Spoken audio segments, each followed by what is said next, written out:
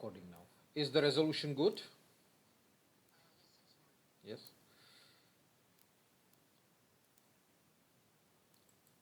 So yesterday we talked about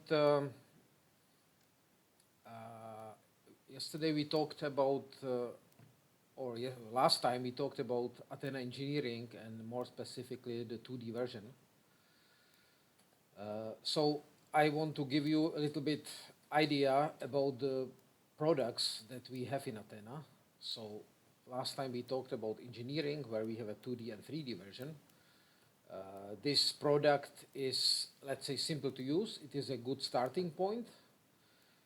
And then we have product that we call ATENA Science, where you can do more advanced analysis types like statics, dynamics, creep, or transport problems. There, as a preprocessor, we are using program GiD. And it is a little bit more open system, so we have more possibilities for user interaction, explore and look at the individual files. While in ATENA engineering, both the 2D and 3D version, everything is more or less transparent or a little bit hidden from the user. There is only one file, and all pre-processing, runtime analysis, as well as post-processing is done in a single environment. So it is a good starting point. On the other hand, once you start modeling some more complicated geometries, complicated structures, you may hit some limits of this application. So your professor suggested that today we concentrate at this ATENA Science, where, as I told you, you can do more advanced analysis types. And if I go back to this slide, let's look at it in more detail. We will prepare the model using the preprocessor GiD. After the model is prepared, mesh is generated, loading is defined, it will create an input file, which is a textual file that can be edited. Typically, it has an extension INP.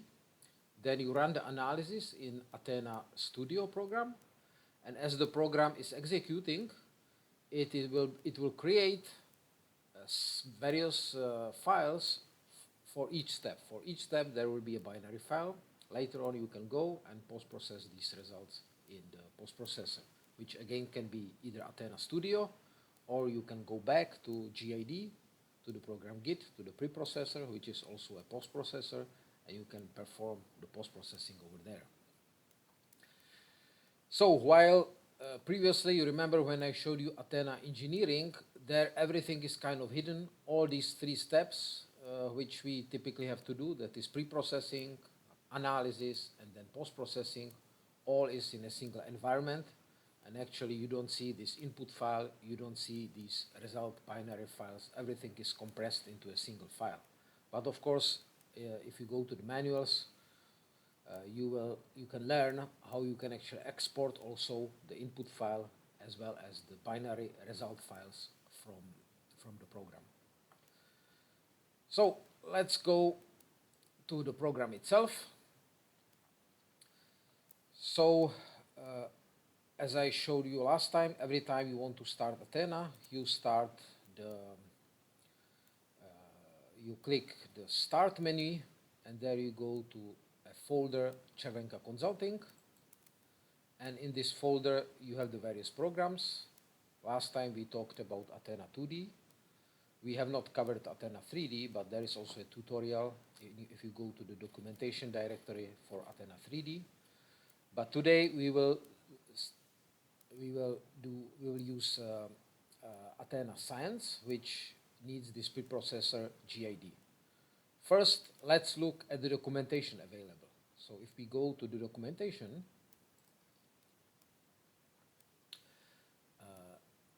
we click this documentation folder. It opens the folder with all the manuals, and you notice that there are a couple of tutorials here.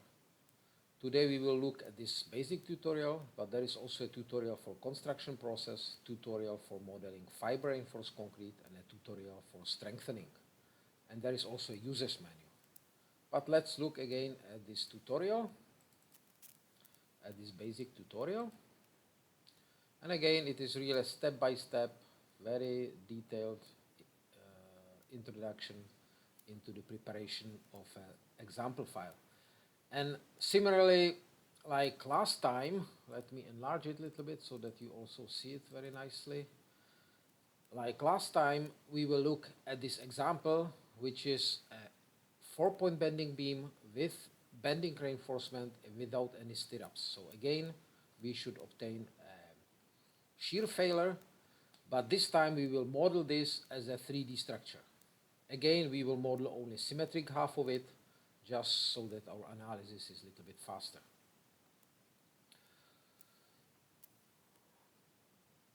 So let's go ahead and start the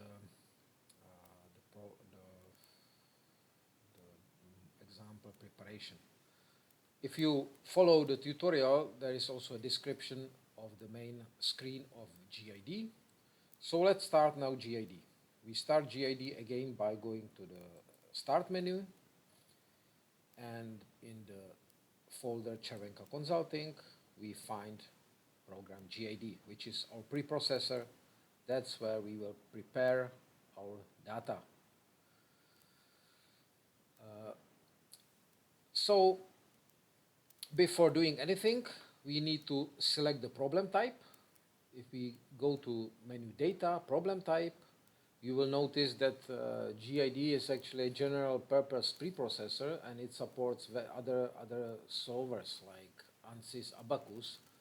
But if you install ATENA, there is also a folder for ATENA. If you click on that, there you can select the 4 possible problem types that we can perform: creep, dynamic, transport. By transport we mean analysis of temperature or moisture, transporting concrete, but we will do static analysis. So we select static, and when you do that, you see that there is a new toolbar here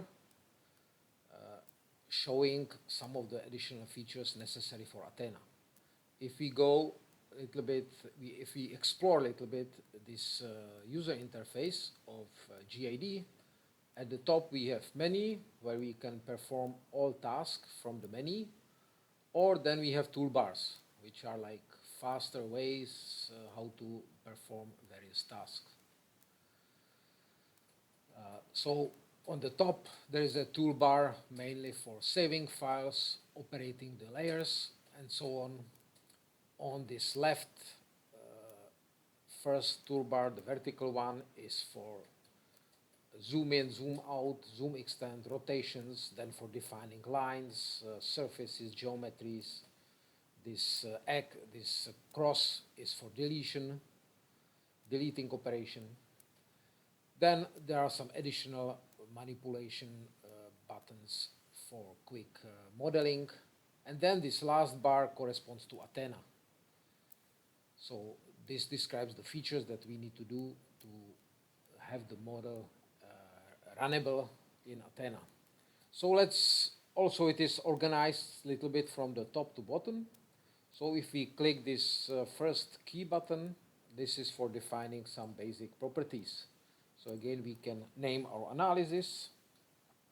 I will call it again a shear beam 3D.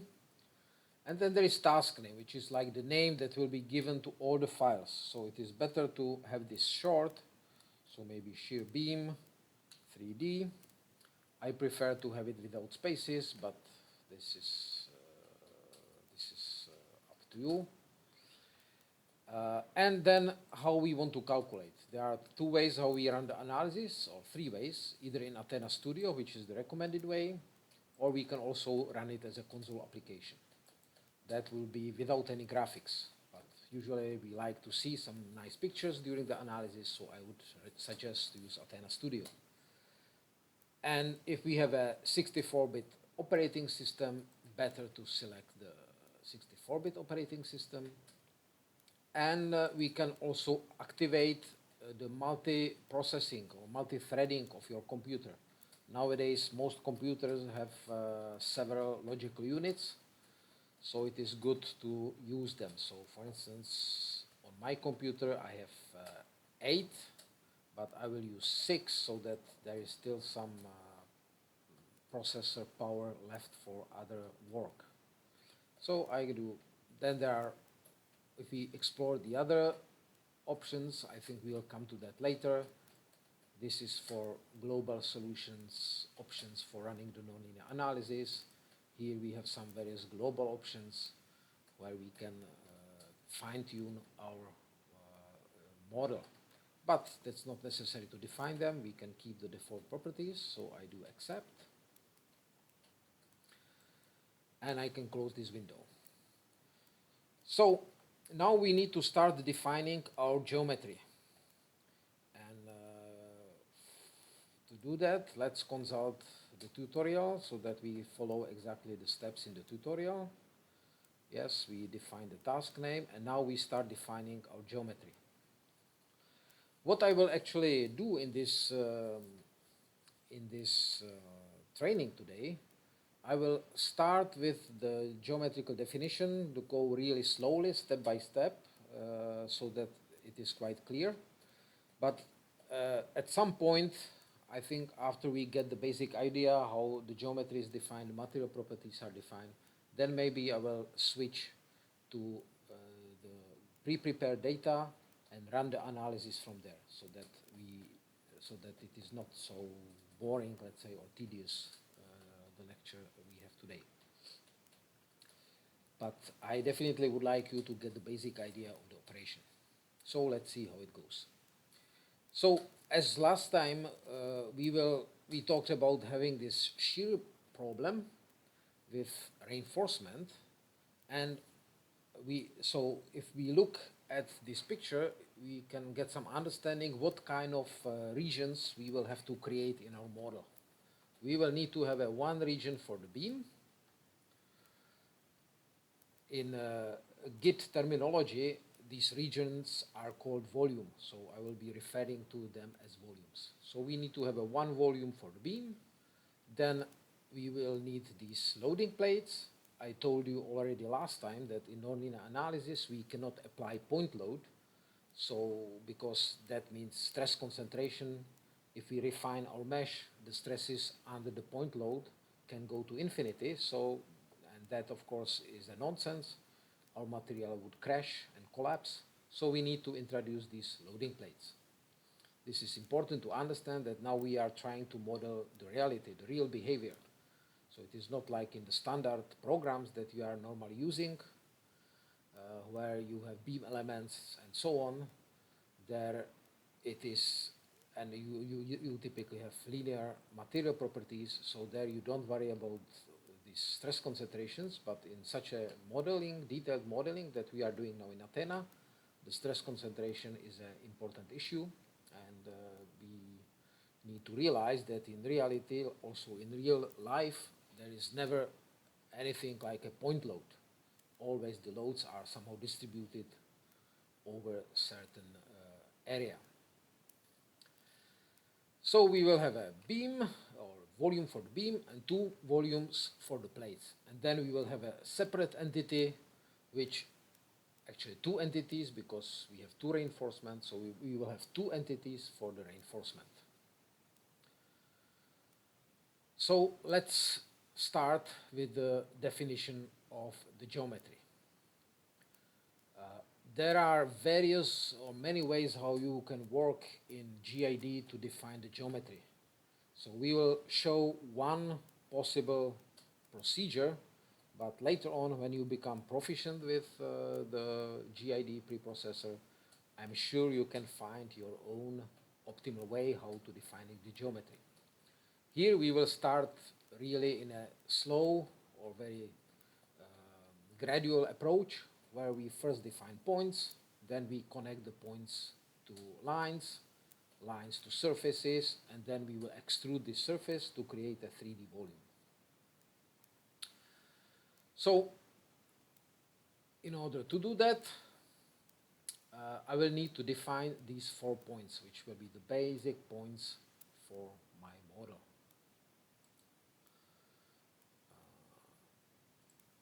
So I will put them somewhere on the side so that I can easily remember them.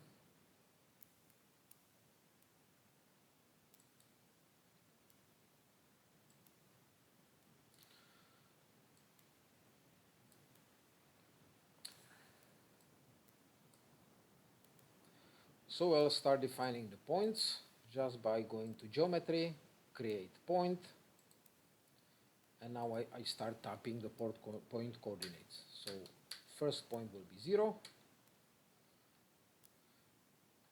Actually, when doing that, now I received a message unknown command. It is always good to follow here the response of the program. That's because I have activated previously in my preferences here that I never want to create any point. So now I'll switch this to ask, which is a better approach. So now I can go back again, and now I can also use the cursor. If I move the cursor up, it shows me the previous entry, so I can confirm that, and now we see in the middle of the screen a new point has been added. So now I defined the other point. Of course, another way is to define a grid and then pick the points inside the grid. But here I want to show, because very often it is necessary to put exact coordinates, so I want to show it here. So now is the fourth point.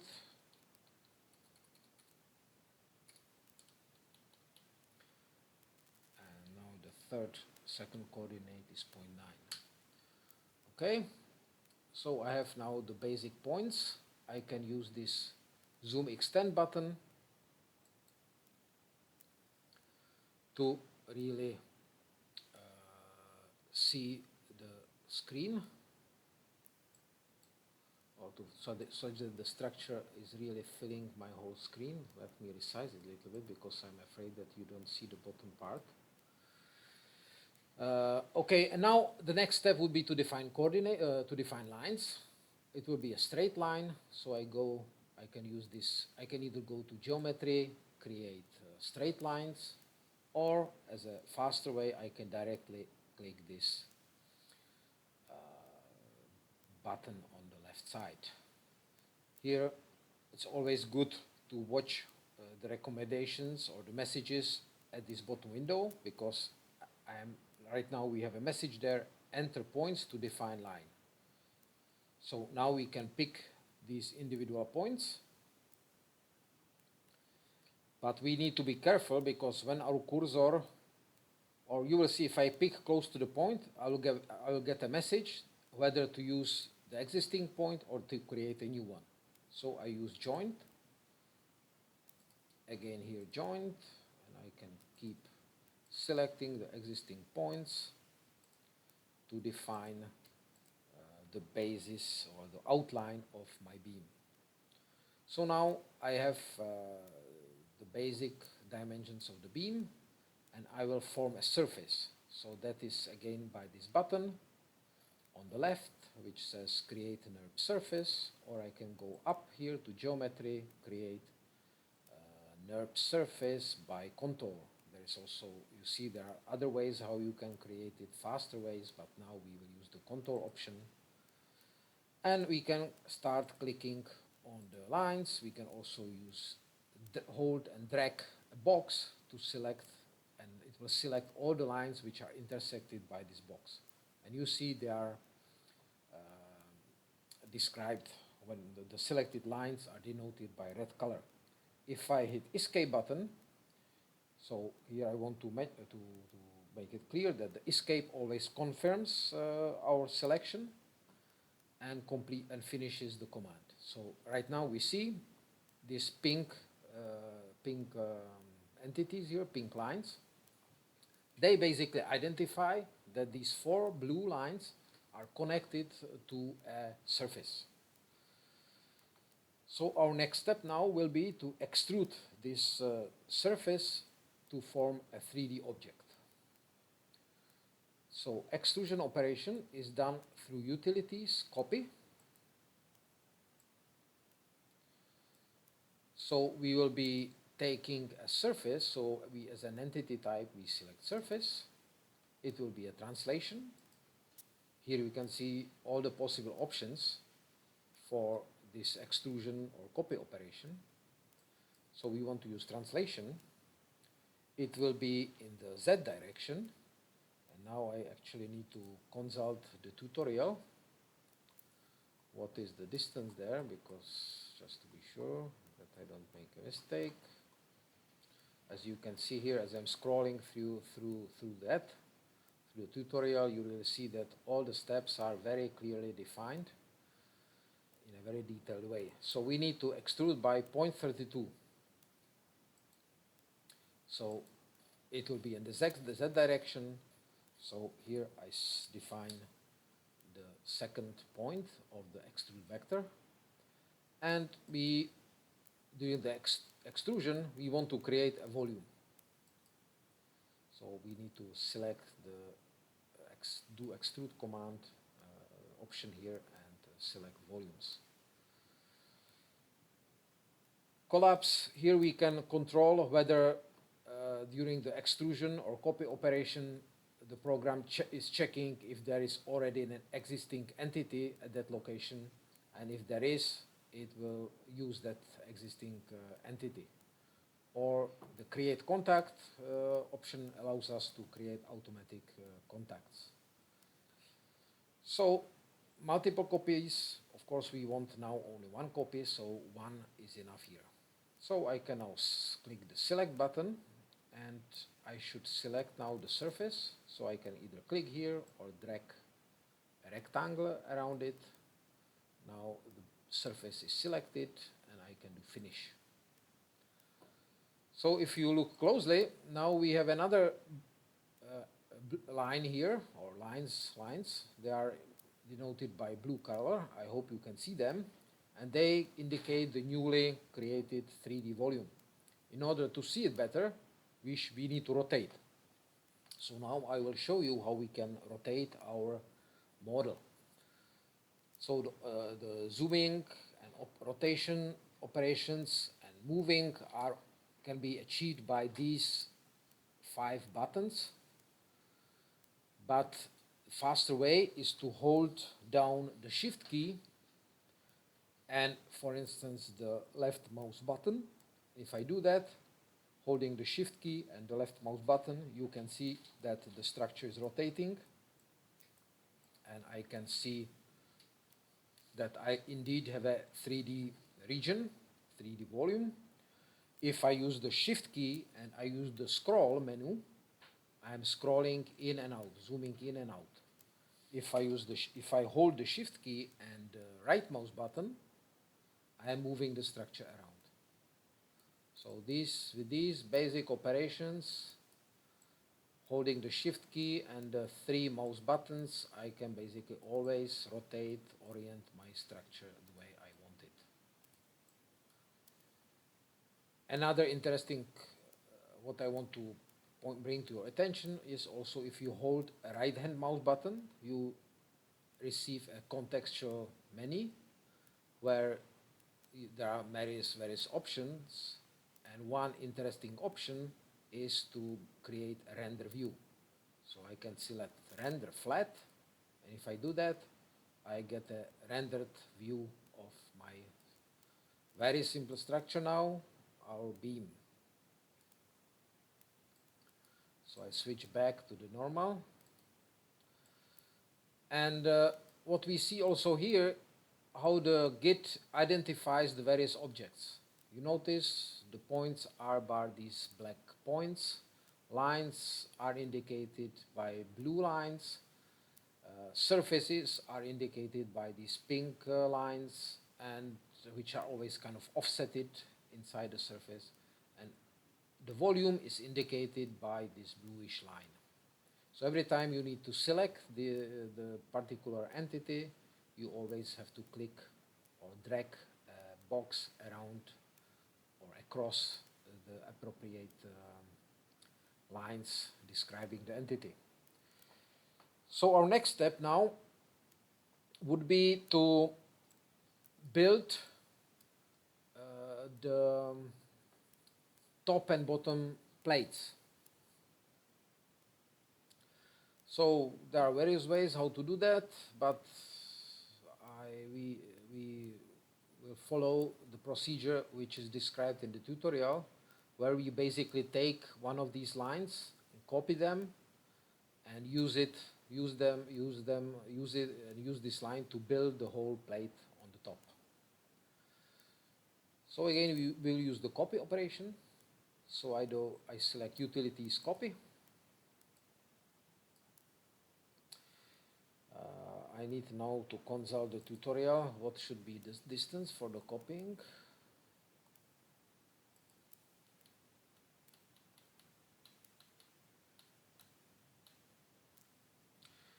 So we need, as described in the tutorial, basically what we will do is we will take this edge and we will copy it by 0.15 in the negative x direction.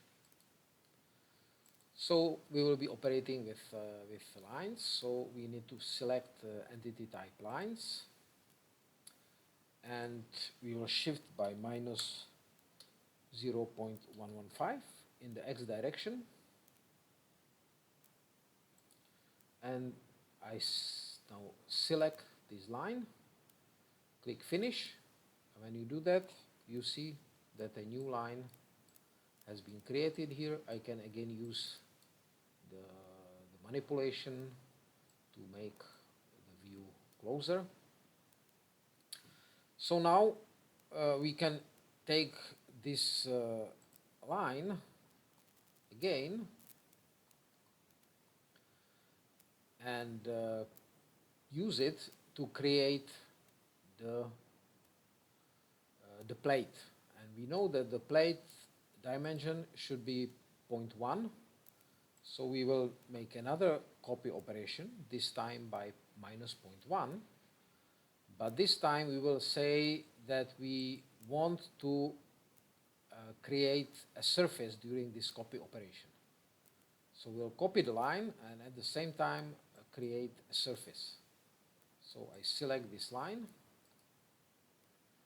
and I do finish, and you see now that we have a new line and new surface. Now you start to see that our model is a little bit overlapping, so maybe it would be a good idea to differentiate our work so that it is not misleading. So for that we can use the layers. As you can see here on my right, I have a layer window. By default there is a default layer with the name layer 0. So I can give it a different name, maybe the beam, which will be my basic layer for the beam. And now I use this button to create another layer, which I call plates. So this will be the layer for the top and bottom plates. And now I want to move this newly selected surface to this new layer. So I select the plates layer, go to this, you see here are some manipulation buttons for managing the layers. Some is for deleting. Well, when you move your cursor over them, you get a hint what each button is doing for you. So I need to use this fourth one, which is used to send selected entities to the layer. And I want to send the surface along with all the underlying entities. So this check should be on. So I select surfaces, and now I have to be a little bit careful which line to select. It is clear that this pink line corresponds to the top surface of the beam. So if I want to create my newly developed surface for the bottom of the plate, I need to pick this one. And I complete the definition by hitting the escape button. And now if I use this bulb to turn off the beam layer, I indeed see that I have only my surface for the plate. So now what I need to do is to extrude again this surface to create my plate. So I again use this copy dialog as an entity type surfaces. I need to modify the extrusion direction. Now it will be in the Z. And the thickness of the plate, I don't remember now. I have to go back here. The thickness of the plate is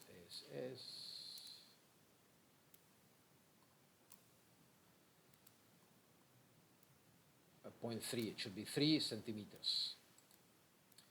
So I will be extending in the Z direction by 0.03, and during this extrusion, during this copy operation, I want to extrude a volume. So I select this one, volume. So now we have our volume for the top plate. I turn on the beam again, so we see that it really nicely fits. And now we can create the bottom plate just by copying this one. Of course, we can do several operation with this line like we did it here, but I think the easiest way is to just copy it here. So we will use the copy command again. This time we'll be copying volumes. And of course, we can define some, there are other ways how you can copy it. We need to now understand what are our dimensions of the system to determine what will be the copy distance.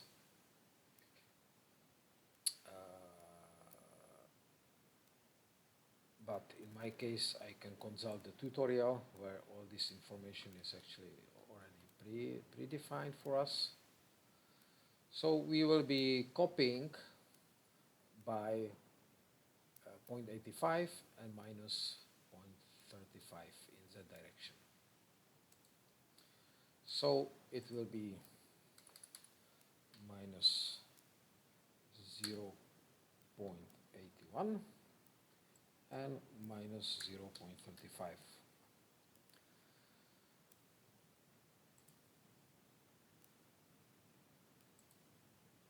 So now I can select this top plate.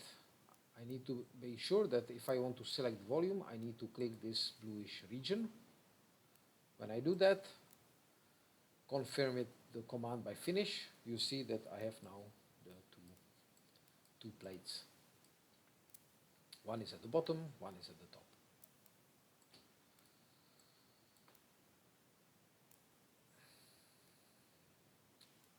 So let's now look how we define the materials. This will be our next step. So I'll close my copy window. And we go to the material definition.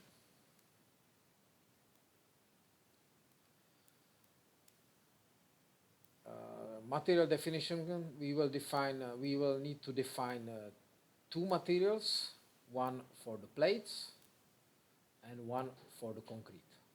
So materials are defined from data menu materials.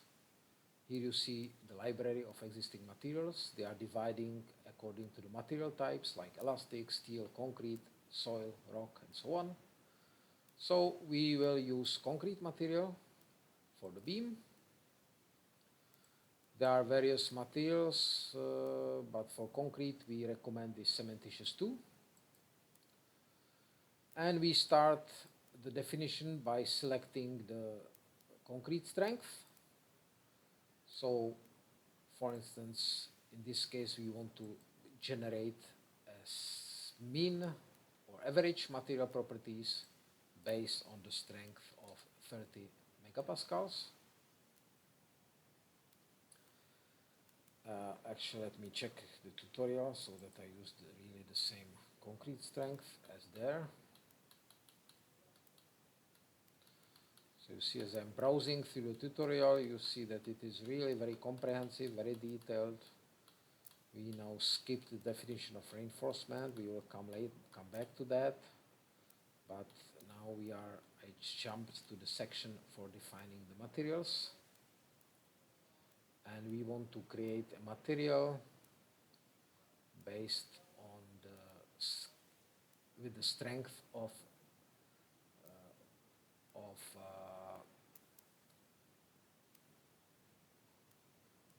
we should have a strength of 28 megapascals.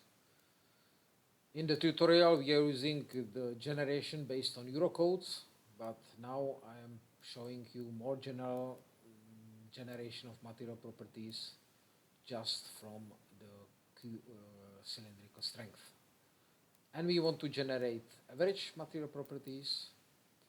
We click this generate button and the update changes. And now all the material parameters are generated. Maybe we should also rename our material. So I will copy it and give it a name, maybe beam. And with this, we have our material. And now we can go and assign this material to the corresponding volume. So when I select the assignment, I need to go and click on this beam volume. You see it changed to red. I can confirm this definition, and if I want to check it, I can either do this draw all materials, which really shows me what is the current assignment of my materials. So in an analogical way, we continue with the definition of the material for plates and with the definition of the material for reinforcement. Let me briefly show you how we define the reinforcement, because it may be important for you to understand this. So I close this visualization of the assigned materials by again hitting the escape button. Escape is always a general button or general command to end any running command, to confirm it. So now how we define the reinforcement. Well, I will show you the definition of the reinforcement. It's actually quite simple. You remember how we define lines. So this is the same approach. We can, for instance, I would now recommend to use an existing line and copy it to create a reinforcement. So I can use the copy operation. So again, from utilities copy, I say I'll be copying lines. And now I will take this line and copy it by, or this line, and copy it by increment corresponding to the cover. So I need to copy in Y direction by maybe 0.3, and also in the Z direction by 0.3. So I now click the select button, I click on this line and do finish. Oops, I'm sorry, I don't want to do finish because I notice I have my wrong definition here. It should not be X. X should be 0, it should be like this. So I want to copy in X and Y direction by 3 centimeters, not X and Y and Z direction. So now I do select and select this line, finish. And what you see now is that I have in my model, I have a new line here corresponding to the reinforcement. So I can do the same thing for the other reinforcement, because I want to have 2 bars here, but this time the direction in Y should be minus 0.03, and I select this other line. So now I have 2 reinforcing bars that go all the way to the other end. Maybe that's not realistic. The reinforcement should end farther away. So I should scale down the reinforcement so it doesn't go all the way to the other surface. So for that I can use the copy operation on lines, but this time it will not be translation, it will be scale.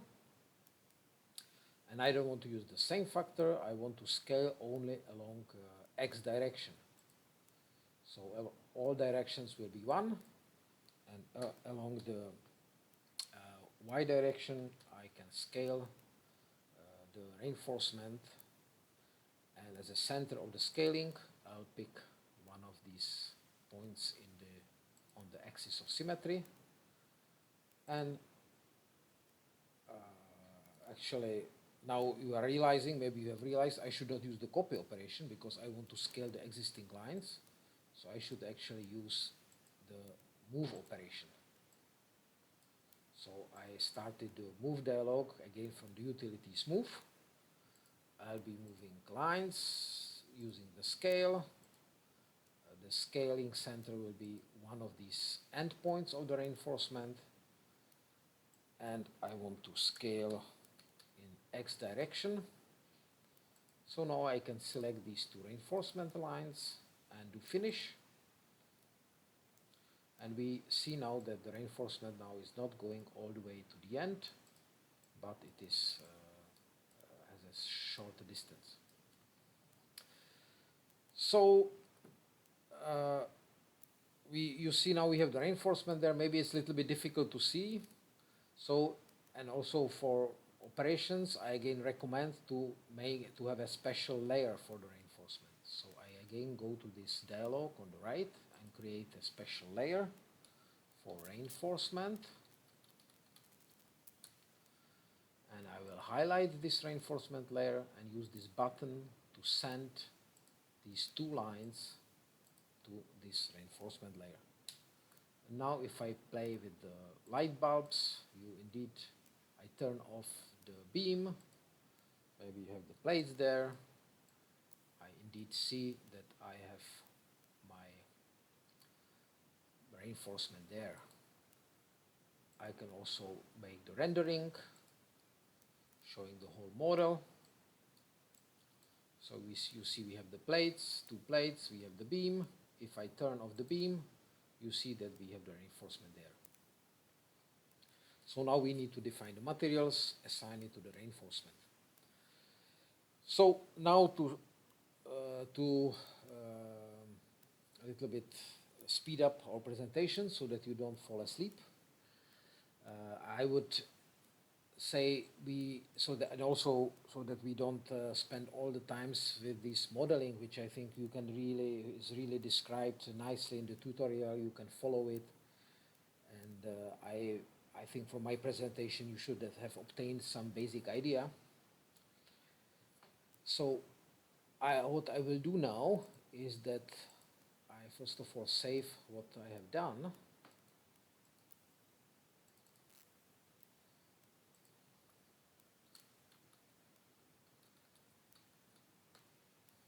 If there are some questions later on. But now we can open the file, because the same file that is in the tutorial also exists on your computer after you install ATENA. So if you encountered some problems during the modeling, you can always go to the example directory, which is typically installed on C in the users, but in the users public documents. There is a folder ATENA examples. There is a special folder for engineering. SARA is for probabilistic modeling, and science is for ATENA Science. That's what we are using now. And GiD input data are under the GiD subdirectory. And our example is a 3D case, static, so it is under the static subdirectory 3D. And it is this shear beam. So if I open it now,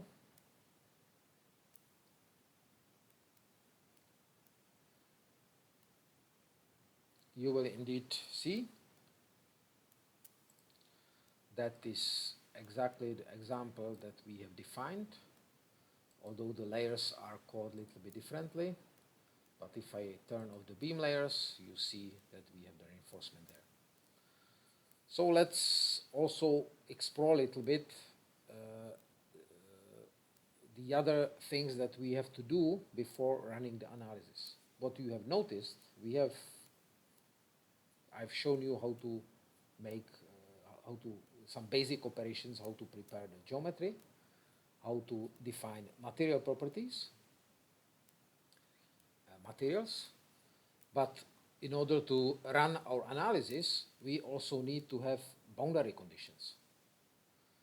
So boundary conditions are managed through this button called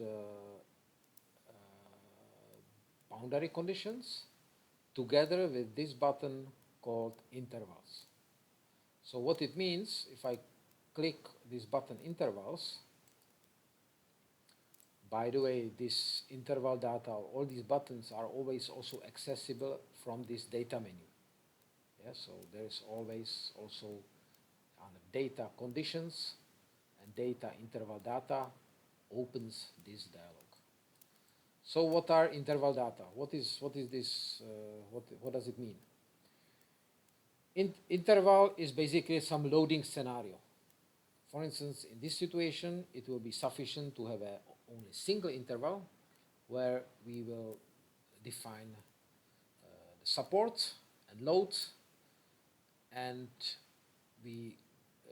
this will be the scenario that we will apply to our structure. But sometimes we have to understand that ATENA is basically for simulating the structural behavior, simulating what is really happening.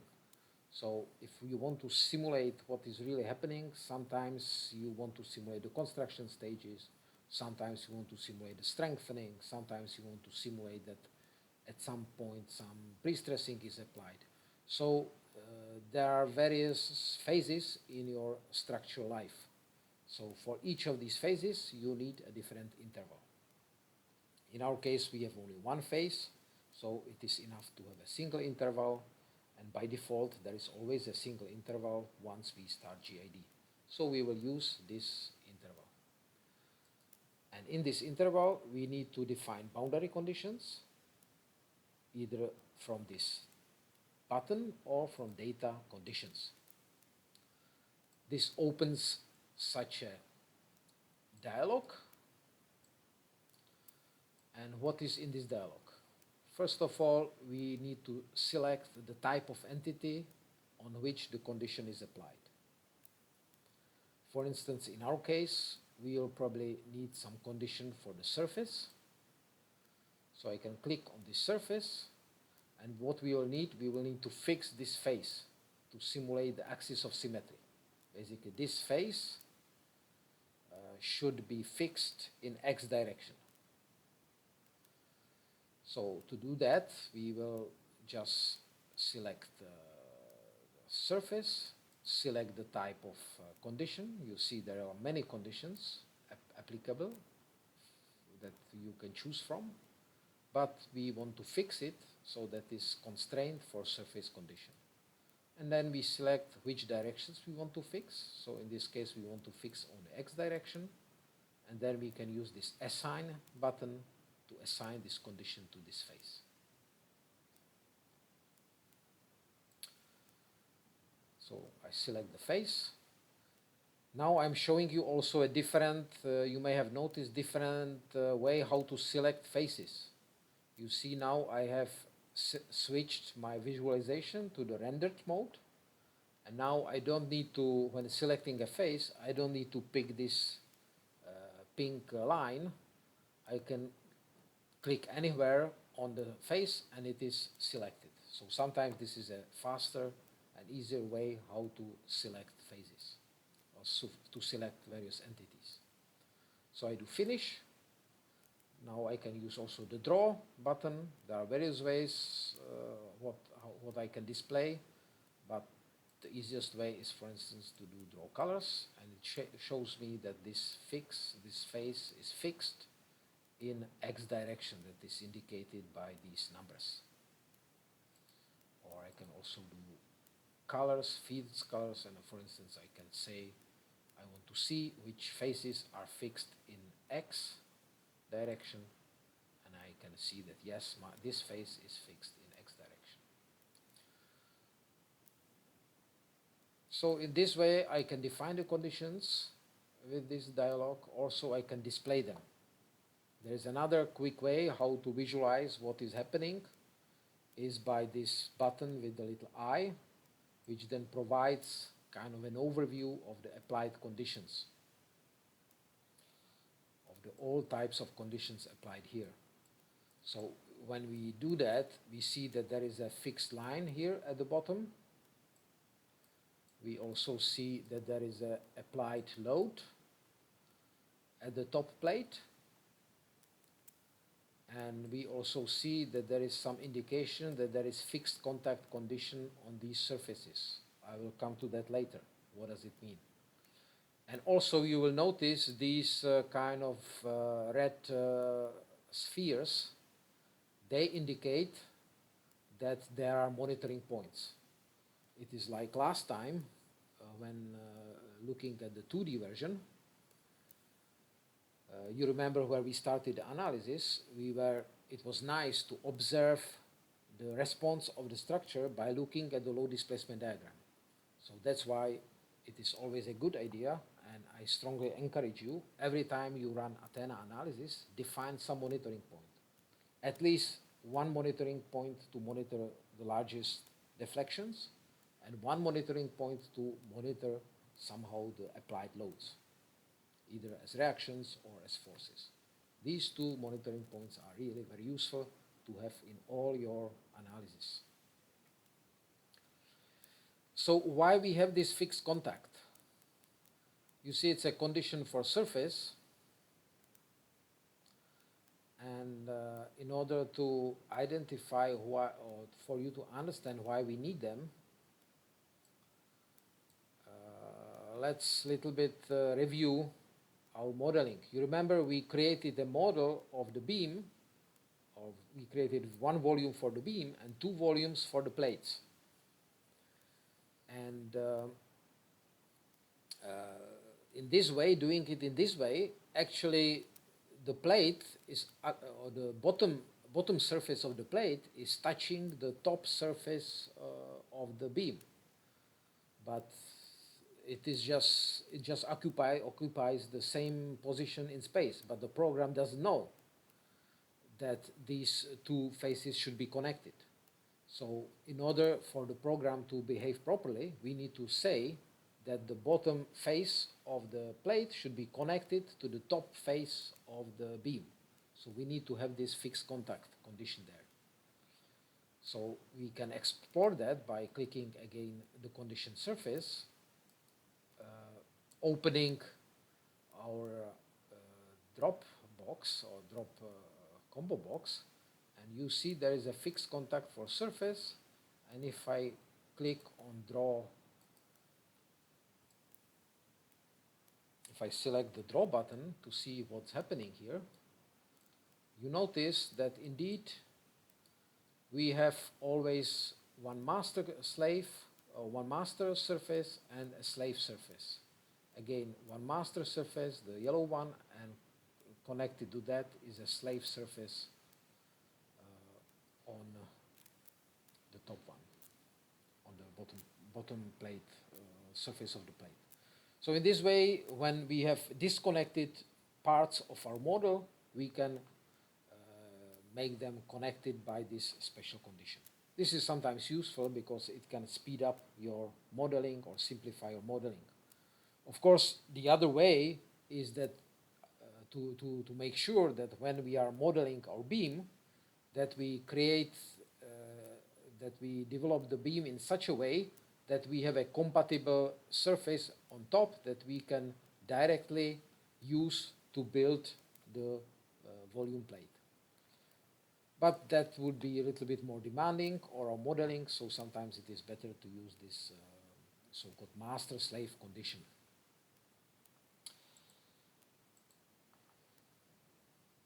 So we went briefly through the geometric modeling. We talked about the material assignment. We also talked about boundary conditions.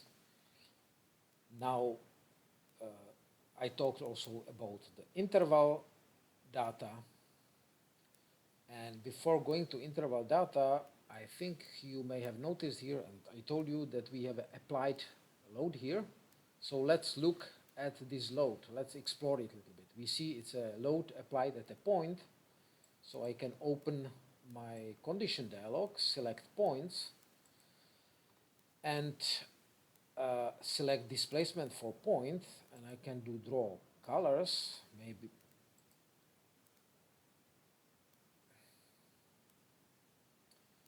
And actually I have, before starting this presentation, so that you better see everything, I have enlarged the fonts, and now the fonts are so big that they are not fully shown. So let me reduce them. This is from the utilities preferences. I can make their various adjustments to the way how the program looks like. So let me a little bit reduce the font size, maybe switch to default values.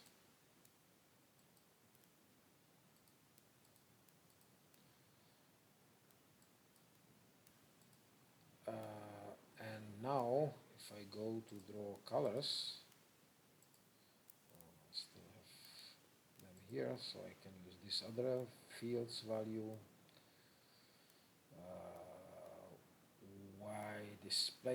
The displacement. Yeah, so we can see here that the displacement which is applied here is minus 0.01 millimeters. So this is the displacement, the prescribed displacement which is applied here at the top. Of course, we can also apply load here, but I told you in order to be able to go to post peak, it is sometimes useful to change this to a prescribed displacement. So remember this value, 0.1 millimeters. And if we look at our interval data, I told you that we have this one interval, which is, we can give it a name load, and we can define some multiplier. So this means that at the end of this interval, we should reach a situation corresponding to the situation or to the scenario where all the loads or the conditions applied in this model are multiplied by 40. And so that means we prescribed 0.1 millimeter times 40, that is 4 millimeters. So that means at the end of our step, we should have 4 millimeters deflection. And we cannot do it in a single step. We have to understand that we need to load the structure gradually. So we need to make it in 40. We can define the number of steps, maybe 40, but this is just a coincidence that the number is same. It can be, for instance, 50. So this will be more gradual application of loads if I increase the number of steps to 50. We do accept. So in this way we have everything set up, yes? Geometry, material properties, loads, and so on. So before doing that, let's mesh. We need also to introduce meshing here, generate a mesh. So this is done through this mesh, and I can show you here in this situation we have defined different element types. So for instance here you can see that for the beam I selected element type hexahedra, and for the plates I have a default element type. So if I generate the mesh now, you see in this mesh dialog there are a lot of options how you can control the meshing. This is also described in the tutorial, and more description is available in the manual for GiD or in ATENA GiD manual. But you don't need to do anything. The program always generate the mesh based on the default settings. In our case, we have modified the default settings so that for the beam we have hexahedral elements, and for the plates we have the default mesh. We can define also here some default mesh size. Based on that, a finite element mesh is generated, and we can look at it.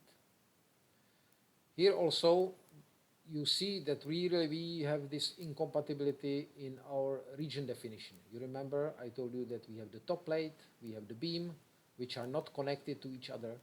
This is also clearly demonstrated when we look at the mesh. You see that the element nodes are not coinciding here. Also the element type is not coinciding. That's why we had to use that fixed contact condition to make sure that even though we have different meshes, to make sure that these two parts of the model are deforming together or are connected. So when everything is defined, we can start our analysis, which can be done through this button, Start ATENA Analysis. Now I'm getting a message that there are some results already calculated. Whether I want to delete them, that's because I was running this analysis before. In this case, yes, I want to start the analysis again and delete the results.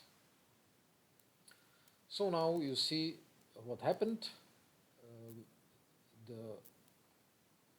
Let's pause the analysis now. I click this button to pause it so that we can talk a little bit or explain ourselves what has happened. So as I click this button to execute the analysis, you see I got this window, this message saying that an input file was created. And what is this input file? The input file was created and the ATENA Studio was launched. So now it is the ATENA Studio which is running the finite element nonlinear analysis. And I can use this view command input button to see the content of this input file. So it is a textual file that has been created by GiD, and it is a textual file that can be modified by hand if somebody wants, and it contains all the information about the model, material properties, and so on.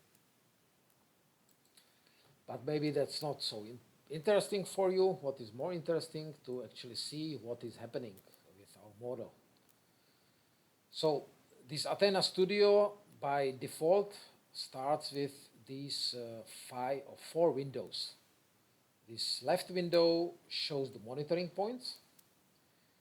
By selecting this window and clicking on the properties here, we can modify what we see here. I can modify what I want to have on the horizontal axis. So by default, right now, I told you it is useful to use those monitoring points. You remember, we want to monitor, we want to see how the structure deflects. So one monitor is for the deflections. Because it is the program units are meters, so maybe it is nice to change it to millimeters, so I multiply it by 1,000. Maybe I can also change the name here, deflection, and it is deflection in millimeters. And on the vertical axis, I want to have the loads. And might be also interesting not to use the default meganewtons, but multiply it by 1,000 so that I have everything in newtons, kilonewtons, I'm sorry. We can also modify the visualization, maybe increase the font size so that you better see it, and maybe also increase the line width so it is better seen on your projector. Okay, so this is the response of the structure. So you see first the response was elastic, and then something happened and stiffness has decreased. So what happened? This we can see here on the left side, which shows the deformed view of our structure. And for instance, we can display the cracks. Actually, right now the cracks are displayed, but we don't see any. That's because we have a crack filter here. So I can switch to crack filter to 0, resume the analysis, and we will see the cracks. Let me pause it. We don't see the cracks. Why we don't see the cracks? That's because we can also, like in the preprocessor, we have layers. In running the analysis, we have activities. And right now, I'm showing only the 1D activity. That means the reinforcement. If I want to see everything, I turn on all. And when I do that, I indeed see the cracks. So why we have this reduction of stiffness? That's because of the cracking.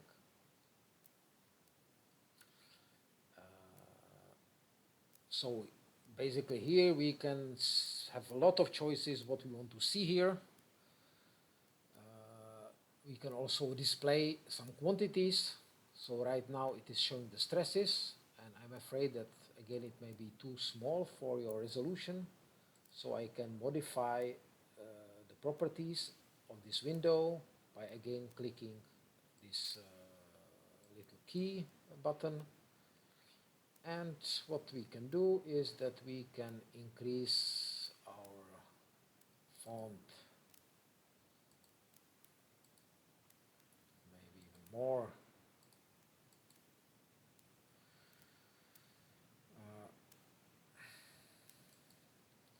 So it is showing the stresses, and why the stresses, everything is blue, that's because the scale is destroyed by the reinforcement.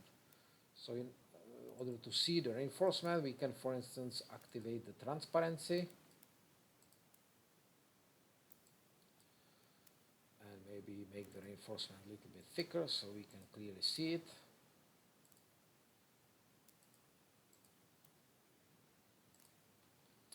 So we can see the cracks inside, and also we can see the stresses in the reinforcement. So let's resume the analysis. And sometimes it is always good not to see the all cracks, but maybe only look at the most important cracks. So I'll go back to this toolbar on the right, where you can, there are many options, you can modify them. So right now I want to modify the visualization to introduce some crack width limit. So typically it is good to select some value which corresponds to the visible cracks, which we can see as humans. So the typical visible crack is 0.05 millimeters. This is the smallest crack you can usually detect. Because my units are meters, it would be 5 to the power of 10 to the power of minus 5. So I resume the analysis, and you see how the modeling or the structure is deforming more and more. And originally we had some bending cracks, but these bending cracks are now closing, and a shear crack is developing. So this probably indicates that we have reached this failure load of about minus 80 kilonewtons. You see now the load is dropping now. So in this way we really are able to calculate the strength of our structure. So I will interrupt the analysis now. Maybe I can use this button to interrupt the analysis, and I can select here how quickly I want to interrupt. I want to interrupt after completing the step. So now our analysis has completed. I can go to postprocessor, even though you can see that even when running the analysis, basically I have many of the post-processing capabilities available to me. So now we are in the post-processor, and we can go back and look at various steps in our analysis. Maybe I would like to explore this peak load, which is step 38. So I go back here and select the step 38 and activate it. And again, you see how the crack pattern was at the beginning or at this peak load. So what else I can do here? I see here that the stresses in the reinforcement were 250 megapascals. Maybe I can look more into the concrete. So in order to do that, it might be good to create a special activity here, only for concrete. So I create a concrete activity, select only the beam, do OK. You see the stress contour or stress scale has changed now, because I am looking now only, or post-processing only, the concrete. And maybe at this point it would be good again to turn off the transparency by going to these properties for the active document. I deactivate the transparency. So I see now what are the stresses in concrete. So I see that the peak load, the stresses on top fibers of my concrete beam were about -29. At the bottom there were some tensile stresses, but due to the cracks, of course, the tensile stresses are not that high. Well, there are many features, many possibilities. I think I would leave this up to you to explore it in more detail. Maybe it would be interesting now to answer some of your questions, if you have any. So are there any questions or something special you would like me to mention or describe?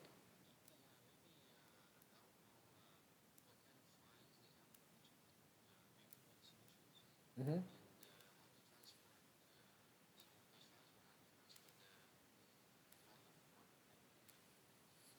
Okay. So, coming back to this presentation, to this slide I showed you at the beginning, we were preparing our model in GiD, and after executing ATENA Studio, I showed you that this input file was created. And then, as I told you also, that as the analysis is running, for each step there should be a binary file with results.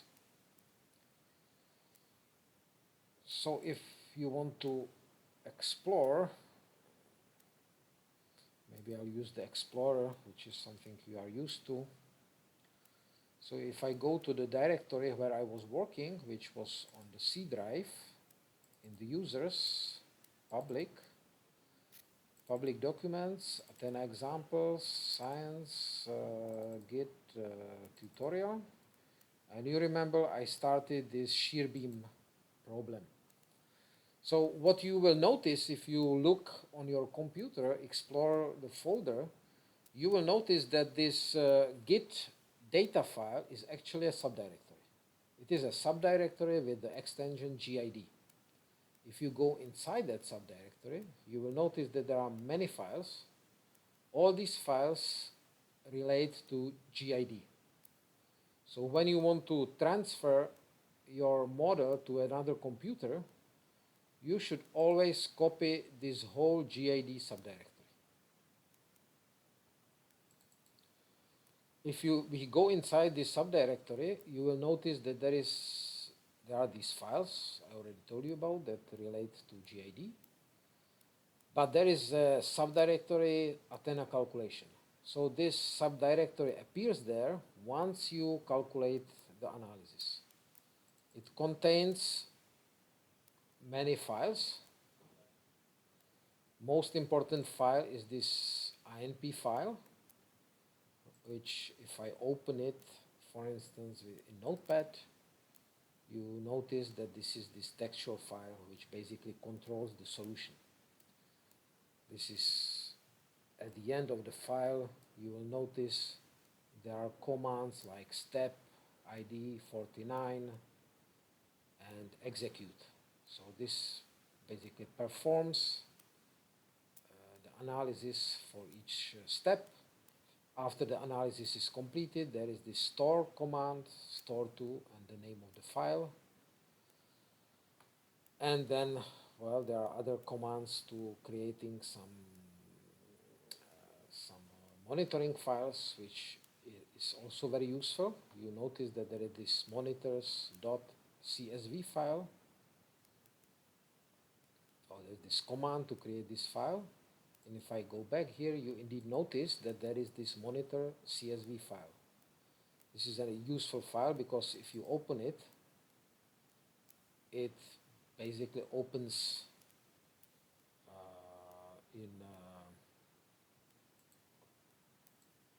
I need to drag it there. It opens in Excel, and there are all the monitoring data that you can use for processing in Excel. So this is a useful file. In addition, you will notice that there is an error file, which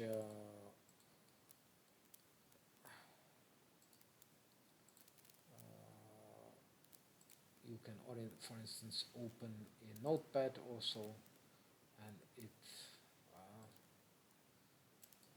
maybe it's better to open it with in Word. And when you do that, it shows the error file. Then there is the message file, which shows the messages created, an output file which will show any output results. I'm sorry, for me it is running some configuration back there, so it is taking a long time to open in Word. But yes, here you see basically shows the various messages, also some warnings and so on. So that's also might be an interesting file to explore. And actually, it is these files. You see, when we were running the analysis, I haven't told you, but there are various files at the bottom. Actually, I'm sorry. This is our file. There are various files like the output file, message file, error files. So all these files were shown during the analysis, and they exactly correspond to these files that you can find in the ATENA calculation directory. In addition, you will notice that there is this 3dbeam.002728 and so on. So these are the result files from each step. So you need this file if you want to post-process your results. So going back to the question or comment, what files we need when we transfer to a different subdirectory. So yes.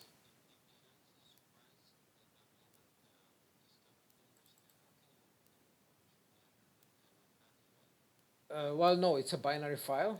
So if you open with Notepad, you will. Yes, you can open that in ATENA Studio. So first of all, what is important is this CCS file, which is an ATENA Studio file. So you can open this. This is like the project file. So let me show you. For instance, if I close this file now, I will do save. Okay, I'm getting now an error message because I opened the error file here.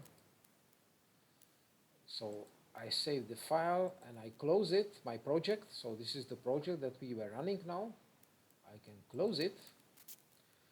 So next time I want to just post-process my results. You remember we are back in GiD now, where we started the analysis from. So if I again click the start button, it will start the analysis again. So in case I only want to post-process existing analysis, then the best way is to just go to Chervenka Consulting and start ATENA Studio from there. And here you see recent projects. So for instance, it remembers that last example project was shear beam, or I can use this open existing project, or I can create a new project from input file, or I can create a new project from result files. So for instance, if I copy only these binary files, or only one of them, to another computer, I can do this create new project file from this one result file. Of course, in that situation, I will be post-processing only this one particular file. So I can show you, for instance, if I use this option, create new project from result files, I can go to this directory where we are working now. Public documents, ATENA examples, science, GiD, static, shear beam, ATENA calculation. I see here all the files, and I can say, okay, let's, for instance, have a look at step 30. Open. It asks me, it will create a new project. I can maybe call it only 3D beam step 30 only. I can select different subdirectory, but now it will be created in the same subdirectory. So I can do OK. And you see now I'm in the ATENA Studio post-processing, but only this particular file, only this particular step. I don't see the other steps here. And if we go back now to the content of the subdirectory, you will notice that now I have these two ATENA Studio project files. One is for this step only, and the other one is for the whole analysis. So I can have various project files here. Or alternatively, I can start ATENA Studio.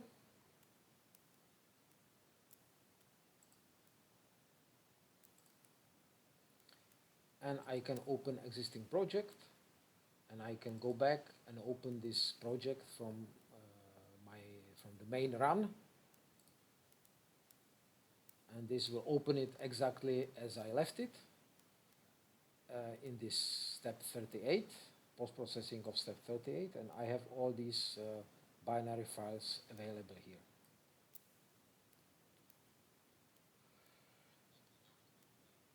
So if you want to transfer data to another computer, you have two choices. If you want to transfer the data in a way that you can process them in GiD, you need to copy this whole GiD subdirectory, but maybe without ATENA calculation. Yes? ATENA calculation you may not need. ATENA calculation you only need if you want to have the results available. So on the other hand, if you only want to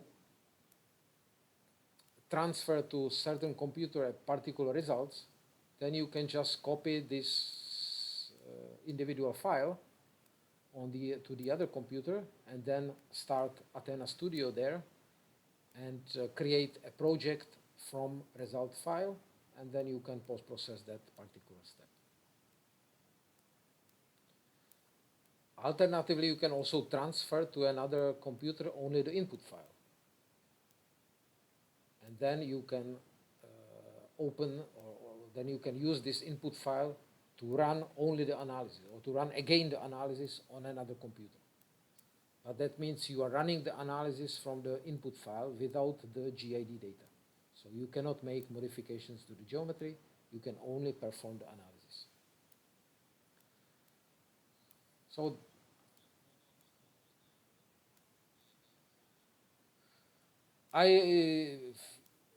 Usually, if you are not really an expert, I recommend to copy always this whole folder, this shear beam 3D GID folder, this whole folder, copy it or maybe zip it and then send it to someone. But maybe you have to understand that this folder, if it is with results, then this ATENA calculation subdirectory inside might be quite big. So maybe you want to, if you will need to send it by email to somebody, then maybe it is better to delete this ATENA calculation before zipping it and sending it to somebody.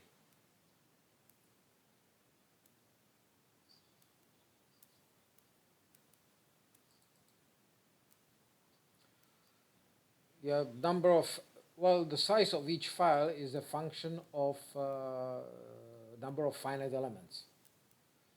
And then number of these files depends on the number of steps that you have in your analysis. So for each step you have a single file, and the size of this file then of course depends on the size of your model. If the model is big with many elements, then the size of this file can be quite big. You see now that for this relatively small example, the size of this file is almost 5 megabytes. So the size of these files can be quite big, yes. But it can be zipped. If you zip it, it reduces, the size reduces significantly. Binary files. But indeed, I recommend usually for sharing or transferring the data, I think it's better anyway usually to, most of the time you want to have the definition, you need the geometry. So better sharing always or transferring always this GID file. But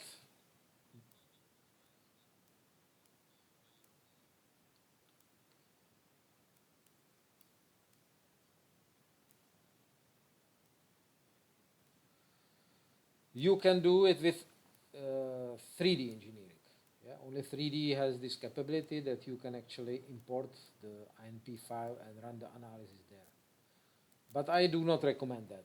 I think it's better if you have the input file, better to run the analysis in ATENA Studio than in ATENA Engineering.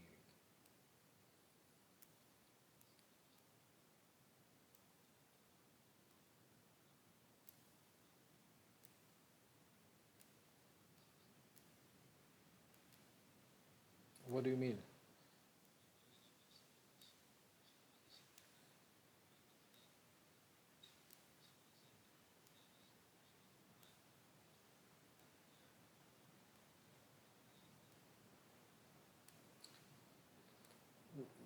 No, be careful, be careful. In once once you have the input file, there is no geometry anymore. This is just the finite element model. So if you import the input file in ATENA Engineering, then you have only the model. You don't have the geometry. So I would say once you are working with input file, then it's better to use Studio. I think more typical situation is that you have ATENA Engineering, for instance. I can. More typical situation is that you open, for instance, here ATENA Engineering 3D. I open some example here, which is this kind of, for instance, beam with some reinforcement, or this kind of L-shaped beam with some reinforcement. And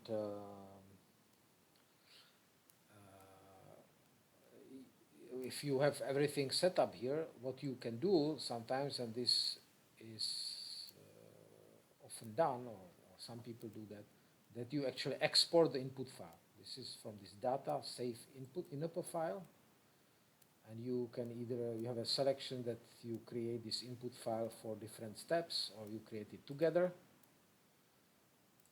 then maybe you can save it somewhere. Give it a name test. And basically it is now exporting the input file for the individual steps. And then you can use this input file and run it, for instance, in ATENA Studio. Maybe make some modifications there that you need to do and run it in ATENA Studio. This is more typical situation, going from engineering to ATENA Studio. Use engineering maybe to create some simple geometries, then export the input file, but use ATENA Studio for running the analysis and post-processing.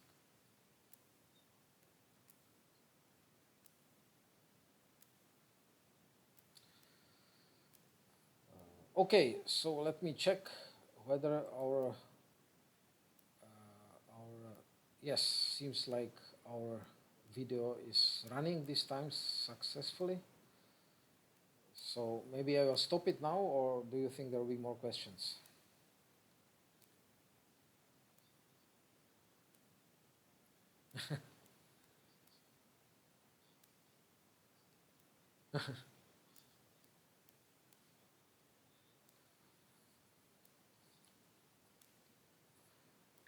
Yes.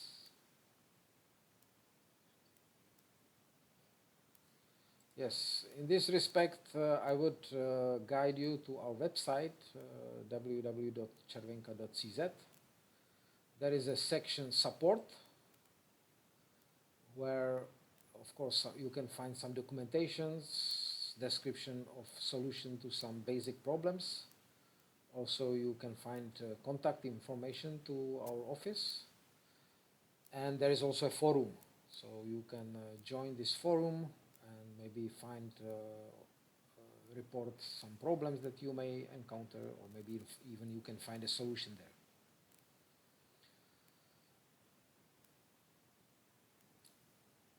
So let me thank you for your attention, and I hope you will have a good luck with ATENA and you will enjoy it while working with it and investigating the cracking of your reinforced concrete structures.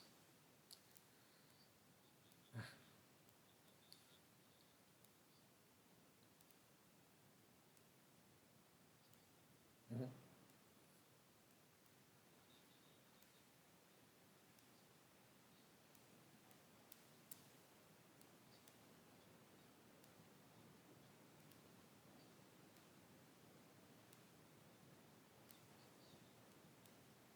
Mhm. Okay. Yes, I will upload the video and will send you the link. Mhm.